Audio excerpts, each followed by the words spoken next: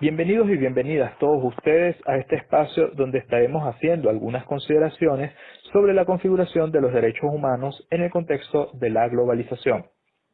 Al respecto, tenemos como primera fase de la globalización el periodo comprendido entre los años 1870 y 1914, conocido como primera globalización o fase de industrialización, caracterizado por el proceso asumido por parte de los estados en cuanto a la exclusividad del tratamiento de las relaciones económicas. A raíz de la gesta independentista en América y de los procesos de la Revolución Francesa, la Revolución Industrial y el reacomodo, recomposición de los estados-nación en Europa. Encontramos la Primera Guerra Mundial, conocida como un proceso de lucha imperialista entre los estados europeos, que a su vez trae como consecuencia, en el contexto de América, el incremento de la demanda y por tanto de la exportación de materias primas. Concretamente, la intensificación de la actividad exportadora en países como Venezuela, Brasil, Chile y Estados Unidos. La especialización marcada en la producción primaria, la necesidad del procesamiento de recursos naturales que se exportan a raíz del incremento de los precios del transporte, hace que algunos países intensifiquen la actividad agroexportadora, como Argentina, Brasil, algunos países de América Central, Estados Unidos y Colombia. Ocurre un proceso de inmigración europea con calificación técnica y por lo tanto en América el surgimiento de la educación técnica, la formación en artes y oficios que viene a darle una nueva dimensión a las dinámicas económicas en el continente. La reducción de importaciones debido a las restricciones de oferta de los principales países europeos proveedores de manufactura genera el desarrollo incipiente de algunas actividades manufactureras en países como Argentina, Brasil, México, Chile, Colombia. Tenemos de igual manera un proceso en el cual se reduce la cooperación multilateral y por lo tanto el bilateralismo comienza a dominar las relaciones internacionales. Entre los años 1915 y 1943 tenemos un interín a partir de una serie de hitos que vienen a configurar posteriormente una segunda fase de la globalización.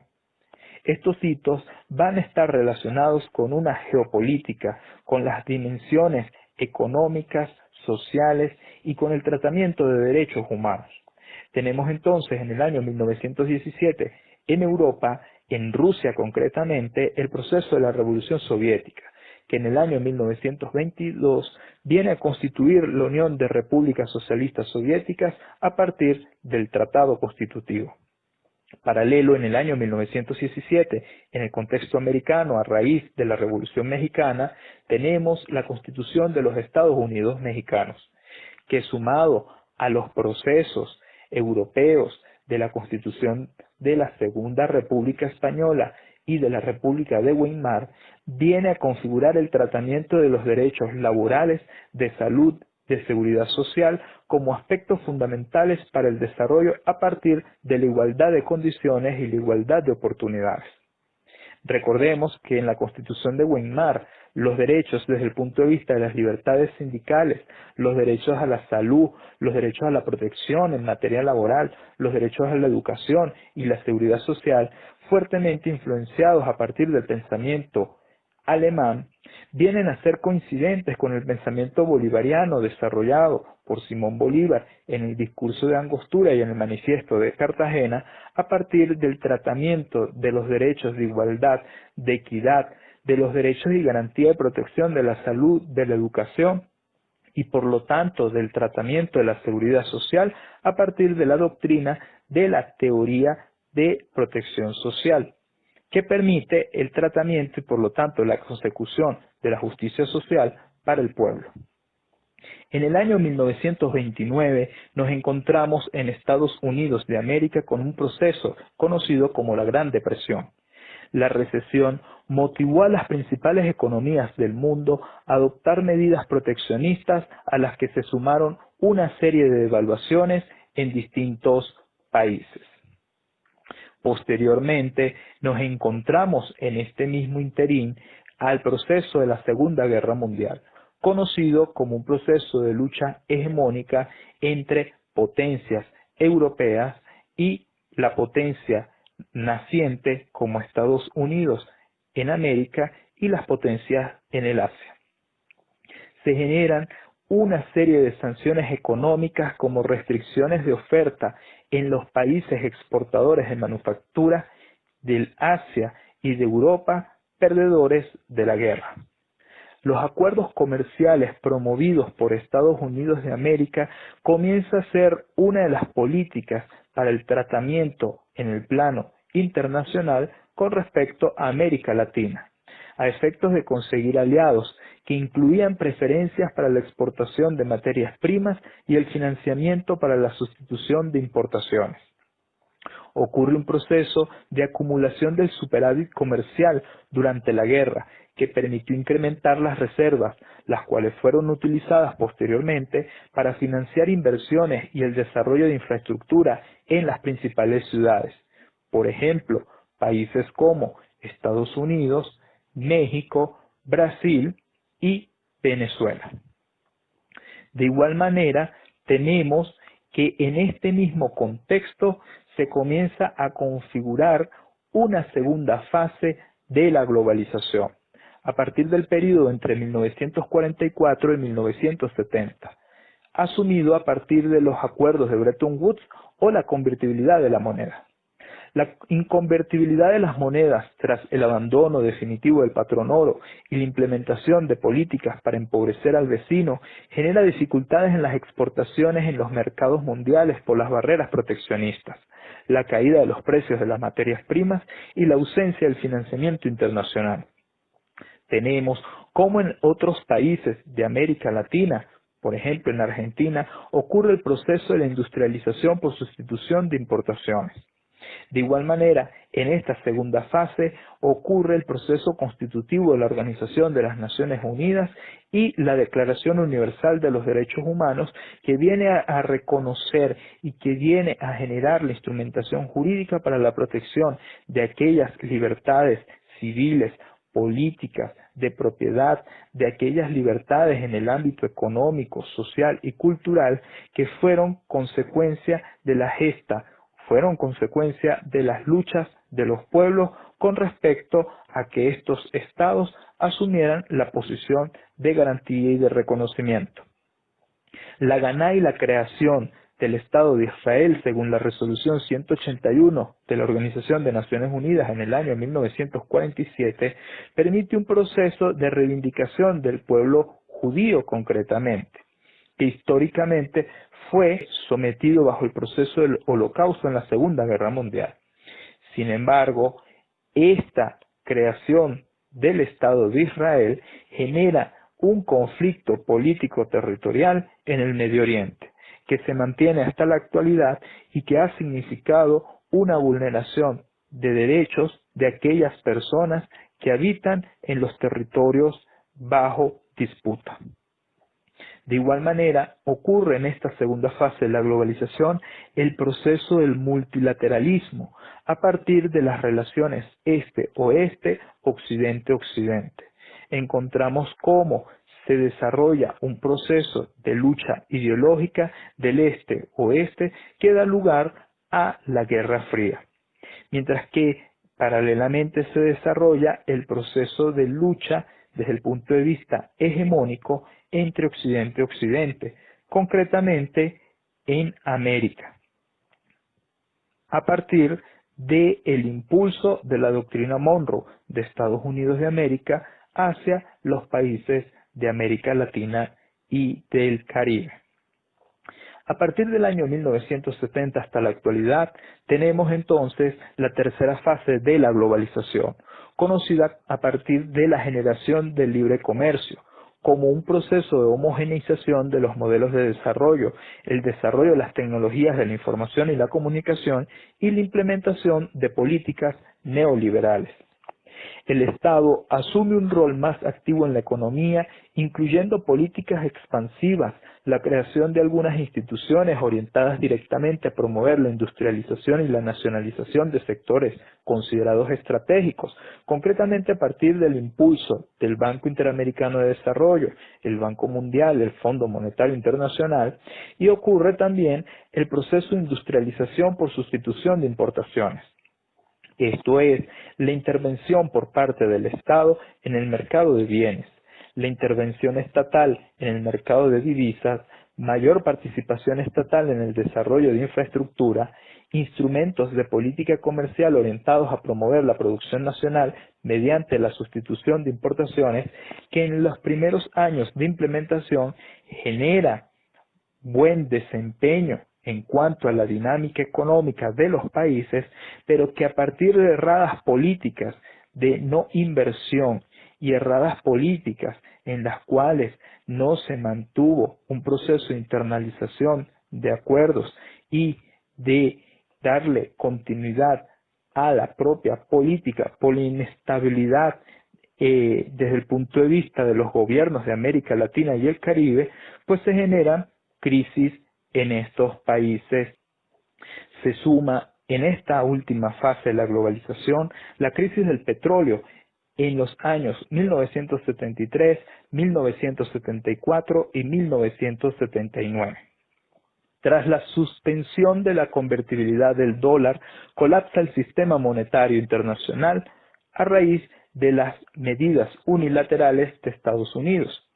Por lo tanto, los acuerdos de Bretton Woods llegan a su último término. Y consiguientemente, la mayor parte de las economías del mundo abandonan el tipo de cambio fijo, iniciándose un periodo de explotación de las monedas. Se genera un fuerte incremento de la renta de los países exportadores de hidrocarburos, concretamente aquellos países integrantes de la OPEP, que se traduce en un aumento de la liquidez en el sistema financiero internacional, denominándose aquel momento los petrodólares. La liberalización comercial e integración financiera al mercado internacional viene a generar niveles de tratamiento desigual entre los estados y por lo tanto se abren brechas desde el punto de vista del acceso a tecnologías, desde el punto de vista del acceso a políticas para el libre comercio, desde el punto de vista de brechas en la competitividad y por lo tanto tenemos países con niveles de endeudamiento y de inflación. De igual manera, en este mismo contexto, nos encontramos con el proceso de recrudecimiento de la Guerra Fría iniciada en el año 1945, hasta su proceso de reversión con la Glasnost y la Perestroika en 1990. De igual manera, nos encontramos el proceso de relacionamiento de Occidente-Occidente a partir del proceso hegemónico de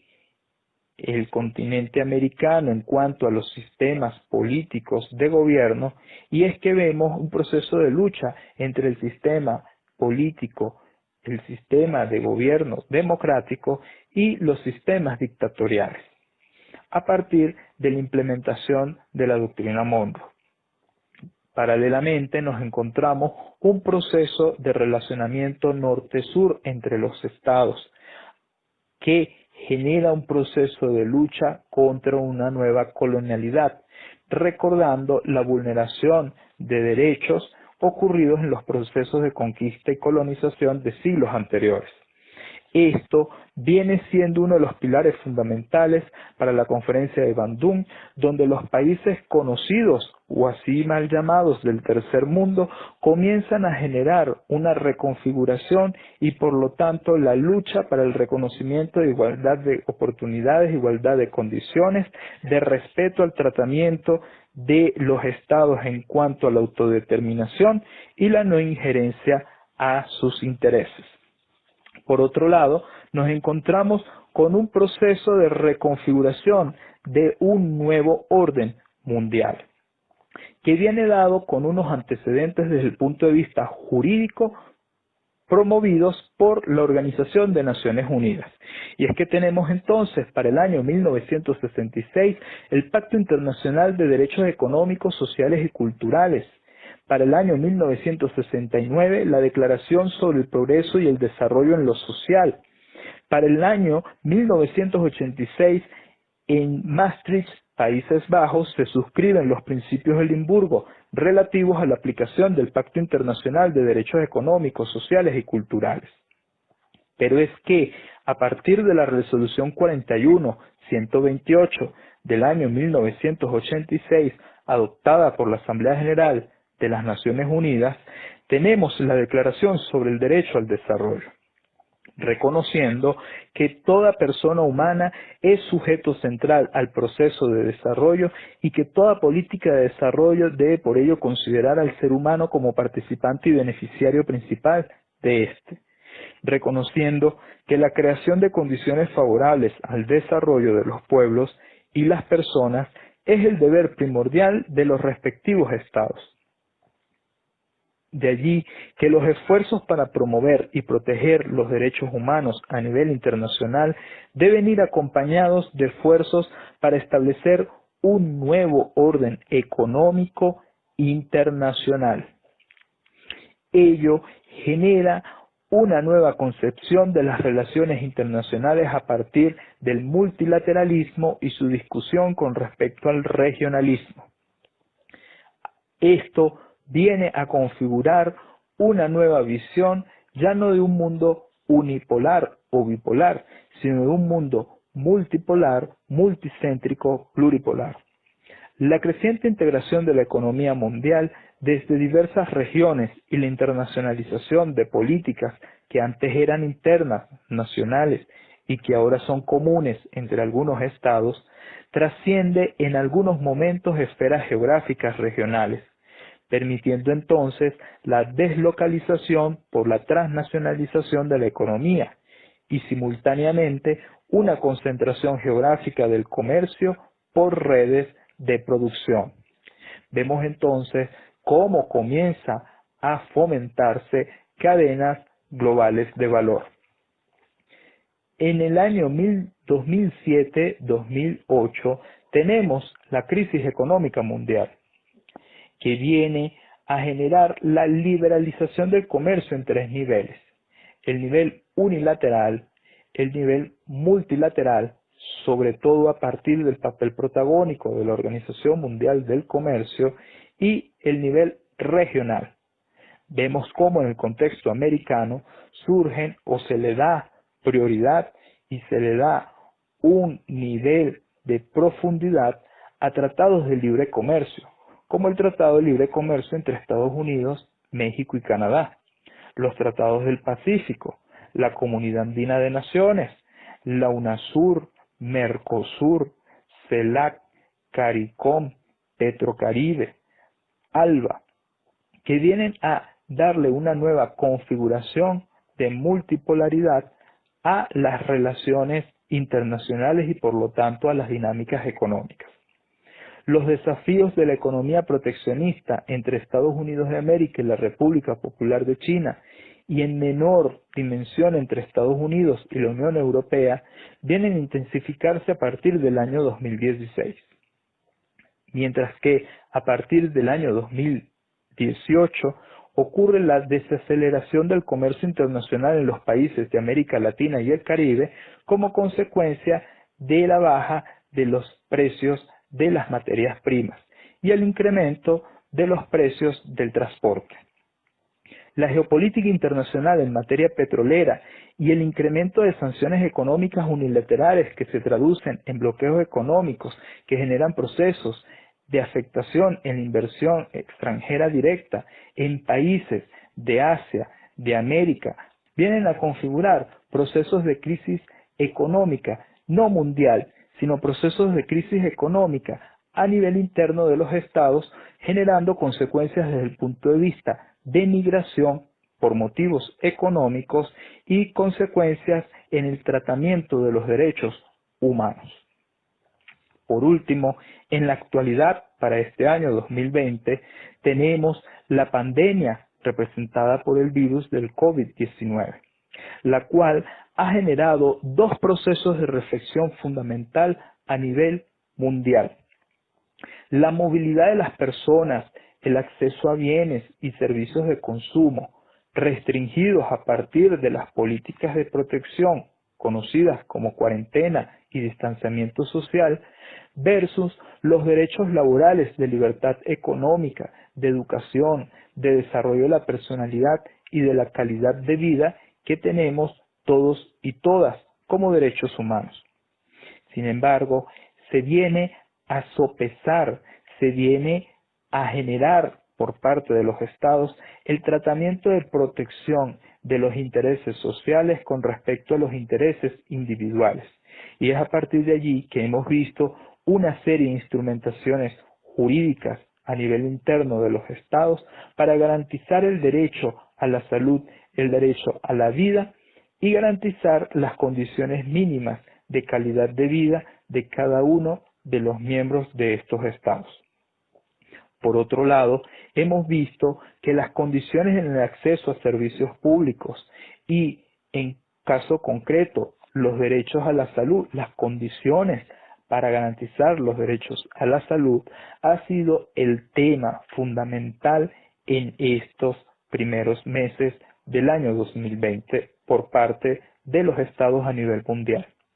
ya que los estados deben de garantizar a partir de buenas instalaciones que permitan un correcto tratamiento, la salud y por lo tanto el derecho a la vida. De igual manera, los estados han visto el proceso de cuestionamiento por parte de sus pobladores, por parte de sus habitantes, con respecto a los servicios públicos que permitan una vida digna, ya que el tratamiento de los servicios públicos como el acceso al agua potable, a servicios de energía eléctrica, a los servicios de conectividad, inclusive como el Internet, al acceso a información oportuna y veraz, el acceso a contar con vías de comunicación, con transportes de comunicación efectivos que le permita garantizar condiciones de vida digna, ha sido uno de los cuestionamientos en cuanto a las políticas públicas de los estados, ya que si bien la restricción a la movilidad física de las personas y al acceso de bienes, de servicios de consumo ha estado limitada, la economía digital en estos momentos y por lo tanto las dinámicas a partir del teletrabajo, de la educación a distancia o educación por entornos virtuales de aprendizaje y las redes sociales y los medios de comunicación e información han sido pilares fundamentales para que la dinámica económica, social y cultural se mantenga en la actualidad. Por último, consideramos necesario hacer mención del tercer paradigma de las relaciones internacionales que viene coincidentemente a permitir una buena caracterización de lo que viene siendo la configuración de los derechos humanos en el contexto de la globalización, siendo este paradigma el globalista pluralista, representado o explicado a partir del multilateralismo, la soberanía y defensa, la autodeterminación de los pueblos, el respeto a la no injerencia en los asuntos internos, donde se asumen a los derechos humanos como centro de discusión. Esto permite entonces reflexionar sobre la relación del Estado con respecto al tratamiento de los derechos humanos y las dinámicas económicas. Y para ello, para concluir, nos permitimos, a manera de ejemplo, citar la sentencia 85 de fecha 23 de enero del año 2002 de la Sala Constitucional del Tribunal Supremo de Justicia en la República Bolivariana de Venezuela, la cual textualmente señala: sobre el concepto de Estado Social de Derecho, la Sala considera que él persigue la armonía entre las clases, evitando que la clase dominante, por tener el poder económico, político, cultural, abuse y subyugue a otras clases o grupos sociales. impidiéndoles el desarrollo y sometiéndolas a la pobreza y a la ignorancia, a la categoría de explotados naturales y sin posibilidad de redimir su situación. A juicio de esta sala, el Estado social debe tutelar a personas o grupos que en relación con otros se encuentran en estado de debilidad o minusvalía jurídica, a pesar del principio del Estado de Derecho liberal de la igualdad ante la ley, el cual en la práctica no resuelve nada, ya que situaciones desiguales no pueden tratarse en soluciones iguales. El Estado social, para lograr el equilibrio, interviene no solo en el factor trabajo y seguridad social, protegiendo a los asalariados ajenos al poder económico-político, sino que también tutela la salud, la vivienda, la educación y las relaciones económicas, por lo que el sector de la Carta Magna, que puede denominarse la Constitución Económica, tiene que verse desde una perspectiva esencialmente social. El Estado social va a reforzar la protección jurídico-constitucional de personas o grupos que se encuentren ante otras fuerzas sociales o económicas en una posición jurídico-económico-social de debilidad, y va a minorar la protección de los fuertes. El Estado está obligado a proteger a los débiles, a tutelar sus intereses amparados por la Constitución, sobre todo a través de los tribunales, y frente a los fuertes tiene el deber de vigilar que su libertad no sea una carga para todos. Ello nos permite reflexionar entonces cuál es la relación que tiene el Estado en cuanto a la garantía, protección, tutela jurídica efectiva de los derechos humanos de todos y de todas, a partir de las realidades que podamos estar viviendo como mundo y de las consecuencias económicas que podamos estar sufriendo. Con esto nos permitimos entonces dar algunas consideraciones sobre la configuración de los derechos humanos en el contexto de las fases de la globalización.